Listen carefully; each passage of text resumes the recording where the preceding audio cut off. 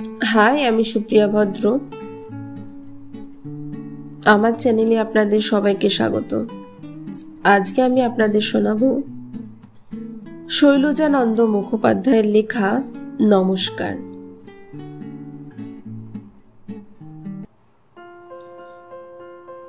অনেকদিন বেকার বসে থাকবার পর চাকরি পেলাম, কিন্তু চাকরি যেখানে পেলাম সে এক ভীষণ জায়গা। সহজে সেখানে বড় একটা কেউ যায় না। আমার আগে যারা গেছেন সকলেই মরেছেন, এবং সে এক আশ্চর্য মৃত্যু। রোগ নেই, ব্যাধি নেই, সারাদিন কাজকর্ম করে রাতে খাওয়া দাওয়ার পর বিছানায় শুয়েছেন। সকালে দেখা গেল তিনি আর উঠছেন না, বিছানাতেই মরে পড়ে আছেন। মুখের চেহারা হয়ে গেছে কিম্ভূত কিমাকার বিশ্রী। মনে হয় যেন মরবার সময় তিনি ভয় পেয়েছিলেন। কিন্তু কেন ভয় পেয়েছিলেন, কিসের ভয়, সেসব তখন কে আর বলবে। আমার কিন্তু ভয় বলে কোনো বস্তু ছেলেবেলা থেকেই নেই, তাই একটুখানি ভরসা হলো। ভাবলাম, চোর ডাকাত যদি খুন করে দিয়ে যায় সে এক আলাদা কথা, তাছাড়া আর কিছুর ভয় আমি করি না। যাই হোক, মরব, অর্থাভাবে দিনে দিনে তিলে তিলে মরার চেয়ে সে বরং ঢের ভালো। চাকরি নিলাম। জায়গাটা বেশি দূরে নয়, বাংলাদেশের মধ্যে। একটা স্টেশনে গাড়ি বদল করে ছোট একটি ব্রাঞ্চ লাইনের ট্রেনে চড়লাম। কথা ছিল লাইন যেখানে গিয়ে শেষ হয়েছে সেইখানে আমার কাজের জায়গা। সন্ধ্যার একটু পরেই আকাশে চাঁদ উঠেছে। শরৎকালের নীল নির্মল আকাশ, শুভ্র সুন্দর জ্যোৎস্নালোকে উদ্ভাসিত ছোট ছোট গ্রাম, সবুজ ধানের মাঠ, আর গাছপালার মাঝখান দিয়ে ছোট লাইনের ছোট্ট ট্রেনখানি আমাদের নিয়ে এগিয়ে চলেছে। দূরে দূরে একটি করে স্টেশন, টিনটিন করে দু একটি কেরোসিনের বাতি জ্বলছে। দু একজন লোক নামছে, দু একজন উঠছে। লোকজনের কোলাহল নেই, গোলমাল নেই। দু একটি ছোটখাটো কথা, ইঞ্জিনের সাঁই সাঁই শব্দ আর গার্ড সাহেবের হুইসল। জানালায় হাত রেখে বাইরের পানে তাকিয়েছিলাম। ট্রেনের যাত্রী নিয়ে গ্রামের পথে কোথাও বা একটি গরুর গাড়ি চলেছে, কোথাও বা আঁকা বাঁকা ছোট একটি শুকনো নদীর সাদা বালি চাঁদের আলোয় চিকচিক করছে। দূরের অস্পষ্ট গ্রাম ধোঁয়ার মতো কুয়াশায় ঢেকে গেছে। লাইনের ধারে ধারে শুভ্র সুন্দর কাশের গুচ্ছ বাতাসে দুলছে। মাঝে মাঝে দূরের গ্রাম থেকে কুকুরের ডাক শুনতে পাচ্ছি। গাড়ি আমাদের কখনো দাঁড়াচ্ছে, কখনো চলছে। মাঝে কোন সময় আমি ঘুমিয়ে পড়েছিলাম। ঘুম যখন ভাঙল, চেয়ে দেখি আমার কামরা একেবারে ফাঁকা। যারা ছিলেন কখন যে তারা নেমে গেছেন কিছুই বুঝতে পারিনি। পেছনে পায়ের শব্দ হতেই ফিরে দেখলাম আপাদমস্তক সাদা চাদর মুড়ি দিয়ে কালো মতো প্রকাণ্ড লম্বা এক ভদ্রলোক আমার দিকে এগিয়ে আসছেন। কেন আসছেন বুঝলাম না। সেরকম লম্বা মানুষ আমি খুব কমই দেখেছি। কাছে আসতেই আমি তার মুখের পানে তাকালাম। কালো কিম্ভূত কিমাকার সে এক অদ্ভুত মুখ। মানুষের মুখ বলে মনে হয় না, ঠিক যেন ছাগলের মতো। এক একটা পাঁঠার যেমন দাড়ি থাকে তেমনি দাড়ি, গোঁফগুলি একটি একটি করে গোনা যায়। আর সেই কালো মুখের ওপর অস্বাভাবিক রকম উজ্জ্বল গোল গোল সাদা দুটো চোখ। চোখে আমার ঘুমের ঘোর যদি বা একটুখানি ছিল, লোকটাকে আমার সামনের বেঞ্চে বসতে দেখে সেটুকুও উড়ে গেল। কারো মুখে কোনো কথা নেই। শেষে তিনি আমায় দয়া করে জিজ্ঞেস করলেন, কোথায় যাওয়া হবে? গলার আওয়াজও তেমনি, মনে হলো যেন হাঁড়ির ভেতর থেকে বেরোচ্ছে। বললাম, শালবনি। তিনি বললেন, চলুন, আমিও যাব। বাধিত হলাম। চাকরির জায়গায় পৌঁছতে না পৌঁছতেই এই। জিজ্ঞাসা করলাম, আপনি কি শালবনিতেই থাকেন? ঘাড় নেড়ে জানালেন, না। কোথায় থাকা হয় সে কথা জিজ্ঞাসা করবার সাহস হলো না। বললাম, সিমসান কোম্পানির যে লোহার কারখানাটা তৈরি হচ্ছে স্টেশন থেকে সেটা কত দূরে মশাই? কাছেই। শুনে আশ্বস্ত হলাম। বললাম, আচ্ছা বলতে পারেন মশাই, শুনছি নাকি 3-4 জন লোক সেখানে মারা গেছে। কেন মারা গেছে জানেন আপনি? তিনি তখন অন্যদিকে মুখ ফিরিয়েছেন। কোনো জবাব পেলাম না। সর্বনাশ! তবে কি এইখান থেকেই সঙ্গ নিলেন নাকি? শালবনি স্টেশন আর কত দূরে সেই কথাই ভাবতে লাগলাম। দেখতে দেখতে ট্রেনের গতি মন্থর হয়ে এলো। ভদ্রলোক এতক্ষণ পরে আমার দিকে মুখ ফেরালেন। বললেন, কারখানায় চাকরি নিয়ে এলেন বুঝি? বললাম, কি আর করি মশাই, পেটের দায়ে 2-3টি ছেলে মেয়ে। তিনি বললেন, যদি মারা যান? সে কথা নিজেও কতবার ভেবেছি, কিন্তু তার মুখ থেকে হঠাৎ এই কথাটা শোনা মাত্র বুকের ভেতরটা কেমন যেন ধক করে উঠল। বললাম, তাহলে না খেতে পেয়ে সবাই মারা যাবে। তিনি জিজ্ঞেস করলেন, ছেলে মেয়ে কটি? বললাম, 3টি, 2টি ছেলে 1টি মেয়ে। সংসারে আর কে আছে? বুড়ো বাবা, মা, পিসি, মাসি, ভাগ্নে, ভাগ্নি, পোষ্যের আর অন্ত নেই মশাই। বলে তিনি একবার বাইরের দিকে মুখ বাড়িয়ে কি যেন দেখলেন। দেখেই বললেন, বুড়ো মা বাপকে খেতে দেওয়া ভালো, আজকাল অনেকে দেয় না। আমিও বুড়ো হয়েছিলাম মশাই, কিন্তু এমনই পাজি ছেলে। বলেই তিনি উঠে দাঁড়ালেন। বললেন, স্টেশন এসে গেছে। গাড়ি কিন্তু তখনও থামেনি। তাঁর জীবনের গল্পটা শুনবার কৌতূহল হলো। বললাম, বসুন না, গাড়ি তো আর এগোবে না। এই বলে পকেট থেকে একটা বিড়ি আর দেশলাইটা বের করে বললাম, খান। ভাবলাম তাতেও যদি বসে তার জীবনের গল্পটা বলেন, কিন্তু বিড়ি দেশলাই তিনি হাত বাড়িয়ে নিলেন মাত্র। দেশলাইও জ্বাললেন না, বিড়িও খেলেন না। গাড়ি আমাদের স্টেশনে পৌঁছে গেল এবং পৌঁছবা মাত্র দরজা খুলে তিনি নেমে পড়লেন। যাবার সময় একটা নমস্কার করে বিদায় নেওয়া দূরে থাক, আমার দেশলাইটাও ফিরিয়ে দেবার সময় তার আর হলো না। তৎক্ষণাৎ আমি তার পিছু পিছু দরজা পর্যন্ত এগিয়ে গেলাম। তিনি ঠিক কোন দিকে যান দেখবার উদ্দেশ্যও যে ছিল না তা নয়। অবশ্য আমার অন্য প্রয়োজনও ছিল। আমায় সঙ্গে নিয়ে যাবার জন্যে কারখানা থেকে লোক আসবার কথা। কিন্তু অবাক কাণ্ড, দরজার কাছে এগিয়ে গিয়ে দেখি গাড়ি তখনও ঠিক প্ল্যাটফর্মে এসে পৌঁছয়নি। তখনও গাড়িখানা ধীরে ধীরে চলছে। লোকটি কি তবে টিকিট করেনি? তাই টিকিট দেবার ভয়ে তাড়াতাড়ি নেবে গেল। কিন্তু অত বড় লম্বা চেহারা সহজে তো চোখের আড়াল হবার জো নেই।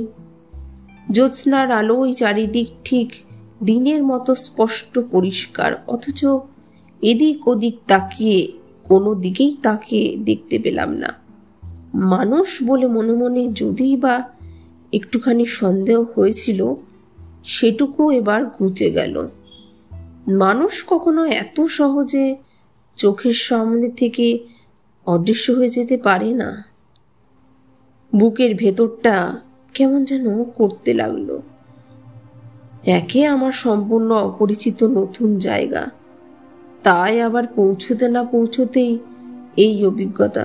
পেটের দায়ে চাকরি করতে এসে কি যে অদৃষ্টে আছে কে জানে। কারখানা থেকে দুজন গোর্খা চাপরাশি এসেছে আর একজন বাঙালি ভদ্রলোক। গাড়ি থেকে আমার জিনিসপত্র তারাই নামালো। প্ল্যাটফর্মে দাঁড়িয়ে একবার চারিদিকে চেয়ে দেখলাম। যত দূর দৃষ্টি যায় শুধু শালের জঙ্গল, ছোট ছোট কয়েকটি পাহাড়ও দেখলাম। ট্রেনের লাইন এইখানে এসেই শেষ হয়েছে। গাড়িতে উঠবার সময় লক্ষ্য করিনি, এখন দেখলাম। ট্রেনখানার দুদিকে দুটো ইঞ্জিন জুড়ে দেওয়া হয়েছে, একটা সামনে একটা পিছনে। এইবার পিছনের ইঞ্জিনটা পিছু হতে শুরু করলে গাড়িটা যে দিক থেকে এসেছিল হুস হুস করে ধোঁয়া ছাড়তে ছাড়তে আবার সেই দিকেই চলে গেল। চারিদিক নির্জন, মাঝখানে ইস্পাতের ঝকঝকে লাইন চাঁদের আলোয় চিকচিক করছে। এপাশে ছোট্ট একটি স্টেশন আর ওপাশে আমাদের কারখানা। কারখানা হতে তখনও অনেক দেরি। প্রকাণ্ড বড় বড় লোহার যন্ত্রপাতি এসে পৌঁছেছে। অনেকটা জায়গা জুড়ে নানা রকমের লোহালক্কর ইতস্তত ছড়ানো, আর তারই একপাশে আমাদের থাকবার জন্যে টিনের ছোট ছোট কয়েকটি অস্থায়ী ঘর তৈরি হয়েছে। শুনলাম নাকি ওই টিনের ঘরেই আমার আগে যারা এসেছেন তাদের জীবন লীলার অবসান হয়ে গেছে। তবু সে রাতের মতো আমাকে সেইখানেই থাকতে হলো।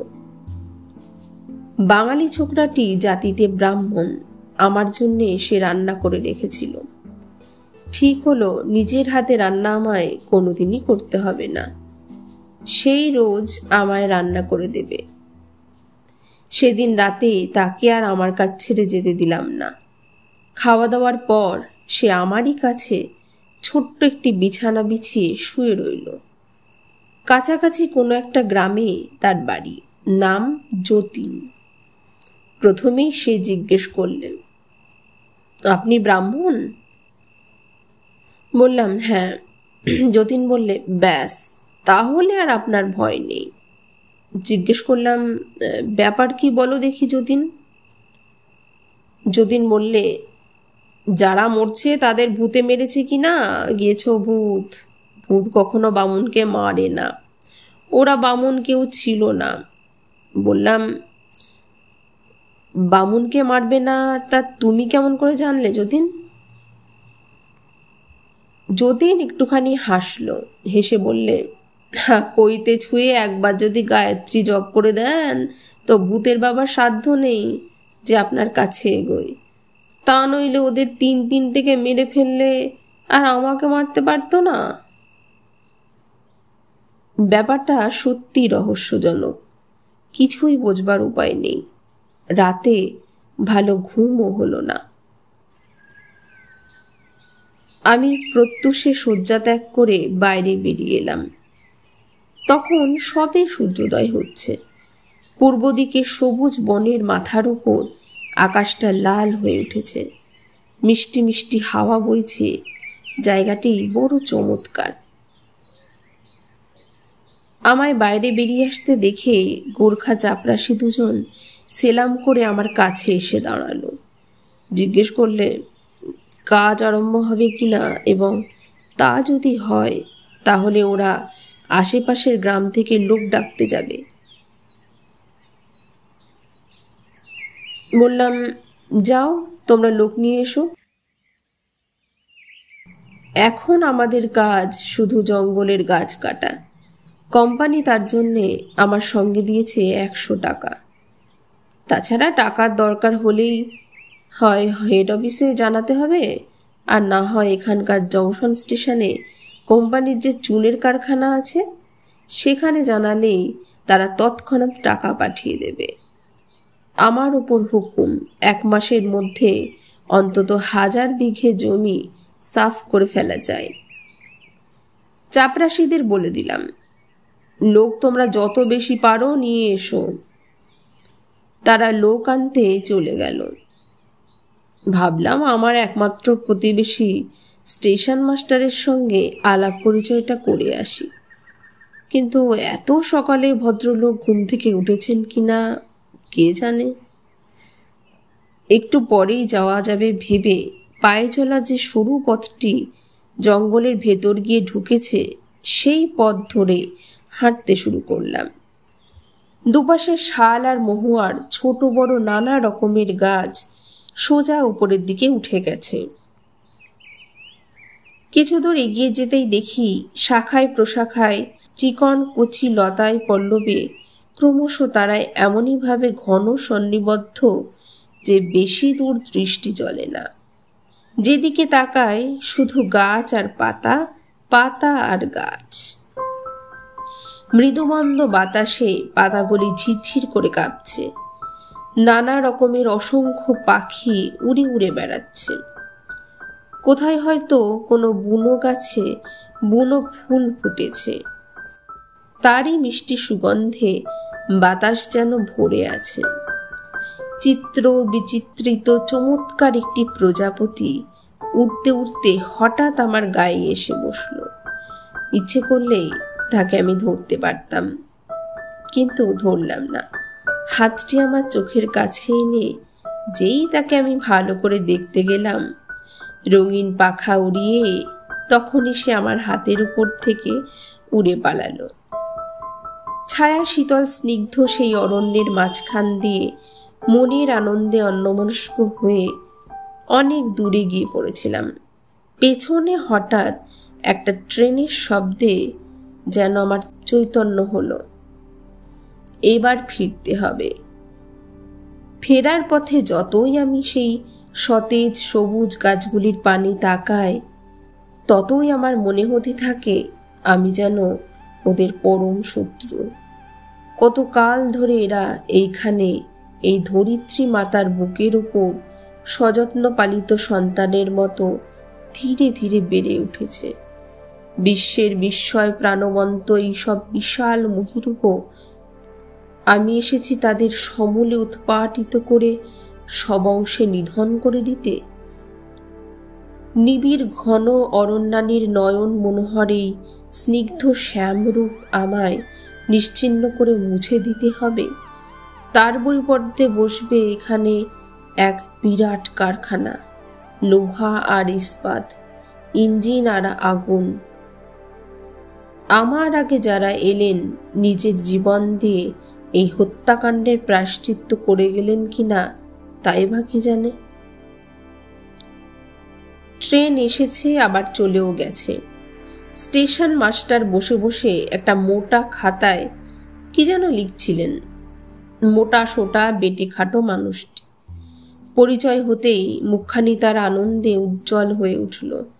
খাতা বন্ধ করে তিনি গল্প জুড়ে দিলেন। বললাম, কাজ করুন। তিনি বললেন, দূরত্বেরই কাজ, মানুষের মুখ দেখতে পায় না মশাই। দুটো কথা বলে যে সুখ হবে তাই পাণ্ডববর্জিত দেশে তারও উপায় নেই। দিন না মশাই, চটপট ওই গাছগুলোকে কেটে উড়িয়ে, তবু একটা কারখানা হবে, শহর বসবে, বাজার বসবে, লোকজন তবু দেখতে পাবো। বললাম, কিন্তু ওই গাছ কাটতে গিয়েই শুনছি আমার আগে তিনজন। কথাটাকে তিনি আর শেষ করতে দিলেন না। টেবিল চাপড়ে চিৎকার করে বললেন, আরে দূর দূর, আমি ওসব বিশ্বাস করি না মশাই। ভূত না আরো কিছু। ভূত না হয় মেরে দিয়েই গেল, কিন্তু টাকা কড়িগুলো গেল কোথায়? সেগুলো কি ভূতে নিয়ে গেল নাকি?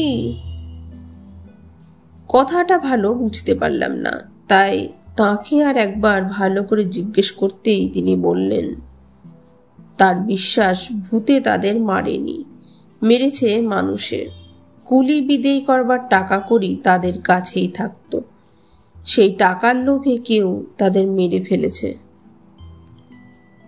তিনি বললেন, আমার কিন্তু মশাই ওই গোর্খা চাপরাশি দুটোকে বিশ্বাস হয় না, বললে কথা শোনে না, বেটারা যেন নবাব পুত্তুর। বললাম, কি জানি মশাই, কি করব তাই ভাবছি। মাস্টার মশাইয়ের টেলিগ্রাফ এসেছে। তিনি উঠে দাঁড়ালেন। টেলিগ্রাফের কলটার কাছে গিয়ে টকটক করে কলটা বার কতক বাজিয়ে দিয়ে বললেন, বলছি দাঁড়ান, আপনার আগে যে লোকটা এসেছিল তাকেও বলেছিলাম, কিন্তু সে হিন্দুস্তানি, বাঙালির কথা শুনলে না। ভাবলে বুঝি আমি ওর টাকাগুলো বাগাবার মতলবে আছি। কাজ শেষ করে তিনি আবার আমার কাছে এসে বসলেন। বললেন, টাকা কড়ি নিজের কাছে রাখবেন না দাদা, আমি ভালো কথা শিখিয়ে দিচ্ছি শুনুন। বলে তিনি স্টেশন ঘরের দেওয়ালে গায়ে লাগানো একটা আয়রন সেফ দেখিয়ে দিয়ে বললেন, ওইখানে রাখতে পারেন, পরের টাকা ওখানে রাখতে অবশ্য আমি দিতাম না, কিন্তু আপনি একে বাঙালি, তাই ব্রাহ্মণ, তাই বলছি একবার রেখে দেখুন দেখি কি হয়। রাত 10টায় আমার শেষ ট্রেনখানা পার করে দিয়ে আমি আমার বাসায় চলে যাই। সেই সময় চাবি সঙ্গে করে নিয়ে চলে যান। আপনি ইচ্ছে করলে রাতে এখানে শুয়েও থাকতে পারেন। বেশ করে দরজা জানলা বন্ধ করে দিয়ে এই টেবিলের উপর আরাম করে নাক ডাকবেন মশাই। টাকা থাকবে ওই আয়রন চেস্টের মধ্যে, দেখুন তো, দেখি ভূতে কেমন করে মারে। পরামর্শ মন্দ নয়। খাবার জোগাড় করবার জন্যে যতীন আমার কাছে টাকা চাইতে এলে টাকা দিয়ে বললাম, রাতে আমি এইখানে থাকবো যতীন। যতীন হেসে বললে, বুঝতে পেরেছি বাবু, ভয় পেয়েছেন। তা আপনার ভয় কি বাবু, আপনি বেরাম্মন মানুষ, আমি তো তখন আপনাকে বলেইছিলাম। গোর্খা চাপরাশি দুজন বেশ কাজের লোক। গাছ কাটার জন্যে প্রায় 50 জন কুলি তারা ধরে নিয়ে এলো। 100 টাকার কতক্ষণ। দিনের শেষে কুলিদের মজুরি দিতে গিয়ে দেখি অনেকখানি জায়গা তারা পরিষ্কার করে ফেলেছে। রামলাল গোর্খা বললে, বাবু হেটা পেস্টিকে বহুত রুপায়া মাঙ্গাইয়ালেন। রামলাল গোর্খা বললে, বাবু হেটা পিসতে বহুত রুপায়া মাঙ্গাইলেন। জিজ্ঞাসা করলাম, কাজ কি তাহলে এতদিন হয়নি রামলাল? রামলাল বললে, ঠোরা ঠোরা হয়েছে বাবু। শিবশরণ বলে রামলালের সঙ্গীটি পাশেই দাঁড়িয়েছিল। সে বললে, ও বাবু লোক বহুত রুপেয়া চুরি করিয়েছে বাবু। তা হয়তো হবে, কিন্তু সেটা তাদের কাজে লাগেনি। টাকা তো জমের বাড়ি পর্যন্ত পৌঁছই না। যাই হোক, সেই দিনই হেড অফিসে তার করে দিলাম, একসঙ্গে মোটা রকমের কিছু টাকা আমায় পাঠিয়ে দেওয়া হোক, নইলে কাজের ভারী অসুবিধা হবে। কিন্তু টাকা আসতে আসতে অনেক দেরি হয়ে গেল। আমার আগে যারা এসেছিলেন তারাও হয়তো এমনি করে টাকা নিয়েছেন, কিন্তু কাজ বেশি দূর এগোয়নি। অথচ টাকার হিসেব না দিয়েই তারা মরে গেছেন। এমনি করে কোম্পানির অনেক টাকা ক্ষতি হয়েছে। তাই টাকা না এসে কলকাতার হেড অফিস থেকে এলেন একজন ইন্সপেক্টর। কাজ দেখে তিনি খুশি হলেন।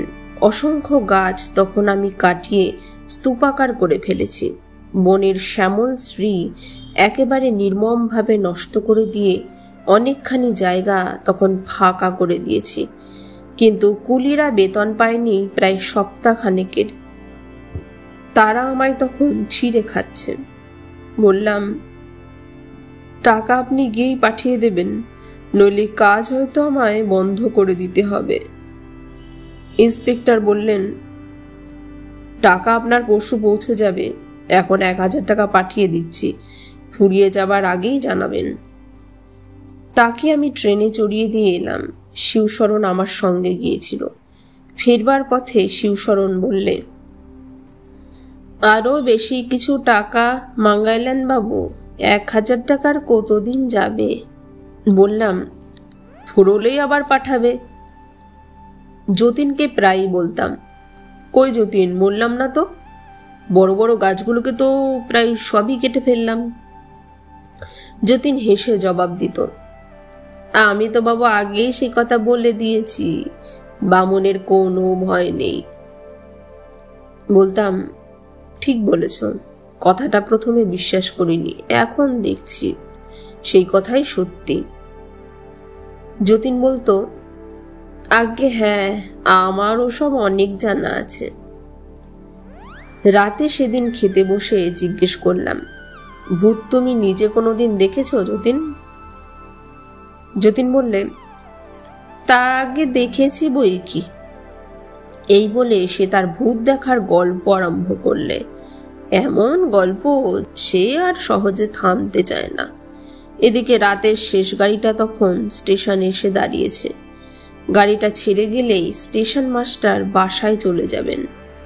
তার আগেই আমায় সেখানে যাওয়া দরকার, কারণ রাতে আমার শোবার বন্দোবস্ত সেইখানেই। কাজেই বাধ্য হয়ে যতীনকে বললাম, বাকিটা কাল শুনবো যতীন, আজ থাক। কিন্তু এমনই তার গল্প বলবার শখ যে সে শেষ পর্যন্ত আমার সঙ্গে স্টেশন পর্যন্ত তার গল্পটা বলতে বলতে এলো। গাড়ি চলে গেছে। মাস্টার মশাই তখন বসে আছেন দেখে জিজ্ঞেস করলাম, বসে আছেন যে এখনো? বললেন, হাসুন, আপনার জন্য বসে আছি। বললাম, এবার আপনি যেতে পারেন। তিনি বললেন, যাব কি মশাই, জংশন থেকে তার এলো, আপনার 1000 টাকা নিয়ে লোক আসছে। কেমন করে আসবে, গাড়ি তো চলে গেল। তিনি ঈষৎ হেসে বললেন, এ কি আর আমার আপনার কাজ মশাই, অত বড় সাহেব কোম্পানির কাজ, খাতির কত, জংশন থেকে একখানা পাইলট ইঞ্জিন দিয়েছে, তাইতেই লোক আপনার এলো বলে। যতীন বললে, তাহলে এই অবসরে গল্পটা আমার শেষ করে নিই বাবু, শুনুন। বলে সে তার গল্প শেষ করতে বসল। গল্প শেষ হতে না হতেই হুস হুস করে ইঞ্জিন এসে দাঁড়ালো। ইঞ্জিন থেকে নামলো এক সাহেব। 1000 টাকা অন্য কারো হাতে পাঠাতে হয়তো বিশ্বাস হয়নি, তাই চুনের কারখানার ছোট সাহেব নিজে এসেছেন। টাকা দিয়ে রসিদ লিখিয়ে নিয়ে তিনি আবার সেই ইঞ্জিনেই ফিরে গেলেন। টাকাগুলো লোহার সিন্ধুকে বন্ধ করে মাস্টারমশাই বললেন, আসি তবে, নমস্কার। বললাম, আসুন। যতীন বললেন, আমিও তাহলে আসি বাবু, আপনি শুয়ে পড়ুন। বললাম, যাও। বলেই দরজা জানলা বন্ধ করছিলাম, যতীন ফিরে এলো। বললে, অত টাকা এলো, আপনি একা থাকবেন বাবু, ওই গুর্খা দুটোকে পাঠিয়ে দেব? ঘাড় নেড়ে বললাম, না। যতীন চলে গেল। দরজা জানালাগুলো বন্ধ করে দিয়ে ঘরের মধ্যে শুয়ে থাকলে দম আবার বন্ধ হয়ে আসে। সেদিনও তাই একটা জানালা আমি খুলে রাখলাম। রেল স্টেশনের জানালা খুলে রাখা মানে সবই খোলা। ইচ্ছে করলে ওপাশ থেকে টপকে যে কেউ এসে ঘরে ঢুকতে পারে। আসুক না, এলেই বা কি করবে? টাকা আছে লোহার সিন্ধুকে, সিন্ধুক একেবারে দেয়ালের সঙ্গে আটা। আর ভূত যদি আসে, তাদের তো শুনেছি সর্বত্রই অবাধ গতি। তাদের কাছে খোলাই বা কি আর বন্ধই বা কি?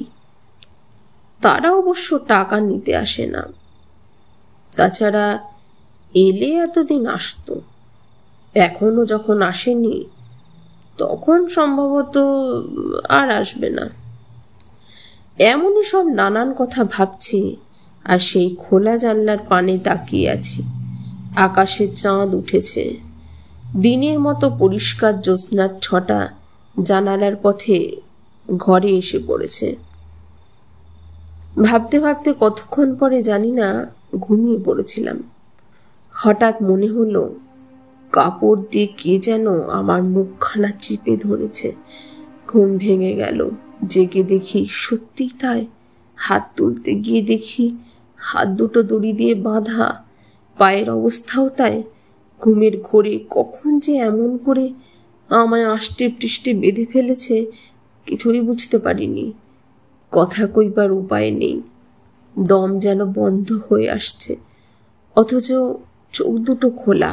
জানালার পথে যে জ্যোৎস্নার আলো ঘরে এসে পড়েছে, তাতে শুধু সেই জায়গাটাই দেখা যায়।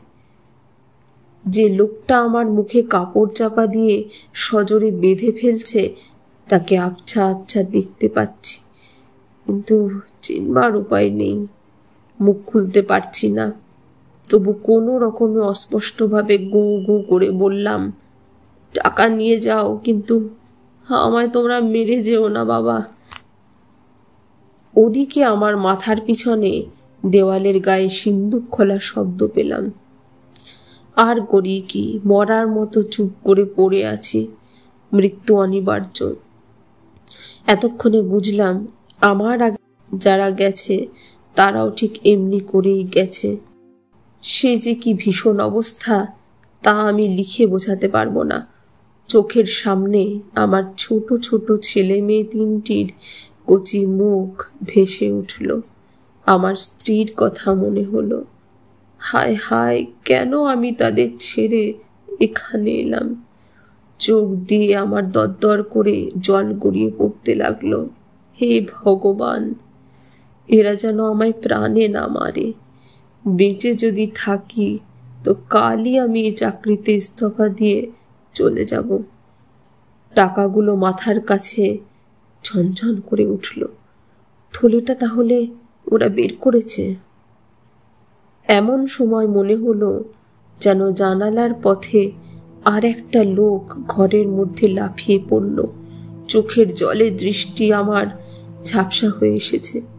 তবু যেন মনে হলো আপাদমস্তক সাদা কাপড়ে ঢাকা প্রকাণ্ড লম্বা সেই লোকটা, যাকে আমি প্রথম দিনের ট্রেনে দেখেছিলাম।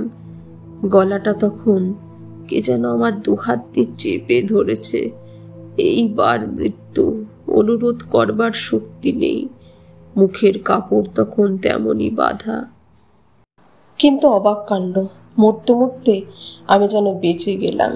লোকটা আমার গলা ছেড়ে দিয়ে ঘরের মধ্যে কার সঙ্গে যেন হাতাহাতি শুরু করে দিয়েছে। তারপরেই ভীষণ শব্দ, তারপরেই চিৎকার। মানুষ মরবার সময় যেভাবে চিৎকার করে, এও যেন ঠিক তেমনই। কণ্ঠস্বর শুনে চিনতে পারলাম এ আমার গোর্খা চাপরাশি রামলাল। মারামারি কিন্তু তখনও থামেনি। টাকার থলেটা মনে হলো একবার ঝনঝন করে মেঝেতে পড়ে গেল। তারপর কে যেন জানালা টপকে বাইরে বেরিয়ে গেল। তার পিছু পিছু আর একজন। বাইরেও শব্দ হতে লাগলো। নিরুপায় ও অসহায় অবস্থায় আমি শুধু মরার মতো সেইখানে চুপ করে পড়ে রইলাম। খানিক পরে সব নিস্তব্ধ হয়ে গেল। কি যে হলো কিছুই ভালো বুঝতে পারলাম না। তখনও বুকের ভেতরটা আমার কেমন যেন করছে। যে কোনো মুহূর্তে মৃত্যু হতে পারে, সে কথাই ভাবছি। এমন সময় ছকছক শব্দ করতে করতে ঘরের বাইরে একখানা ইঞ্জিন এসে দাঁড়ালো। সঙ্গে সঙ্গে অনেকগুলো পায়ের শব্দ। বন্ধ দরজায় ঘা পড়তে লাগলো। কিন্তু কে খুলবে? আমার তো উঠবার উপায় নেই। মুখখানা টেনে বাঁধা, কথাও বলতে পারছি না। পায়ের শব্দ ঘুরে এদিকের খোলা জানালার কাছে এসে দাঁড়ালো। একজন সাহেব জানালা টপকে ঘরে ঢুকে দরজা খুলে দিলেন। ঘরে আলো জ্বালা হলো। জংশন থেকে তারা ইঞ্জিনে চড়ে 4 জন এসেছেন। কোয়ার্টার থেকে স্টেশন মাস্টার এলেন। ঘরের মেঝে রক্তে ভেসে গেছে। গোর্খা চাপরাশি রামলাল মেঝের উপর মরে পড়ে আছে। তারই কোমরের ভোজালি তারই গলায় বসিয়ে দেওয়া হয়েছে। লোহার সিন্দুক খোলা, কিন্তু টাকার থলে মেঝের ওপর পড়ে আছে। ব্যাপারটা কিছুই ভালো বুঝবার উপায় নেই।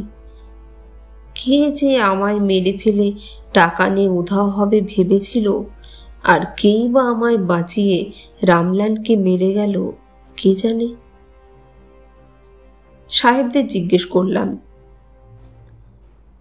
আপনারা খবর পেলেন কেমন করে? যিনি এখানে টাকা দিয়ে গিয়েছিলেন তিনি বললেন, জংশনে ইঞ্জিন আমাদের পৌঁছবা মাত্র এখান থেকে তার গেল, ডাকাত পড়েছে, জলদি আসুন। এখান থেকে তার করবে কে? স্টেশন মাস্টার টেলিগ্রাফের কাছে উঠে গিয়ে হাত দিয়ে তুলে আমাদের দেখালেন। কানেকশন তিনি কেটে দিয়েই বাসায় গিয়েছিলেন। অবাক হয়ে আমরা পরস্পরের মুখ চাওয়াচাওয়ি করতে লাগলাম। হঠাৎ আমার মনে হলো ঝগড়াটা বাইরে পর্যন্ত গড়িয়েছিল, বাইরে বেরিয়ে একবার দেখা যাক। সবাই মিলে বাইরে বেরিয়ে গেলাম। জ্যোৎস্নার আলো তখন ম্লান হয়ে এলেও দেখা গেল দূরে প্ল্যাটফর্মের একেবারে শেষ সীমানায় সাদা মতো কি যেন একটা পড়ে আছে।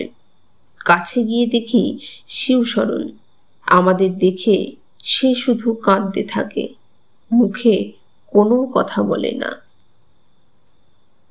শেষে অনেক কষ্টে মেরে মেরে তাকে কথা বলানো হলো। সাহেবের লাথি খেয়ে সে কাঁদতে কাঁদতে সব কথাই বলে ফেললে।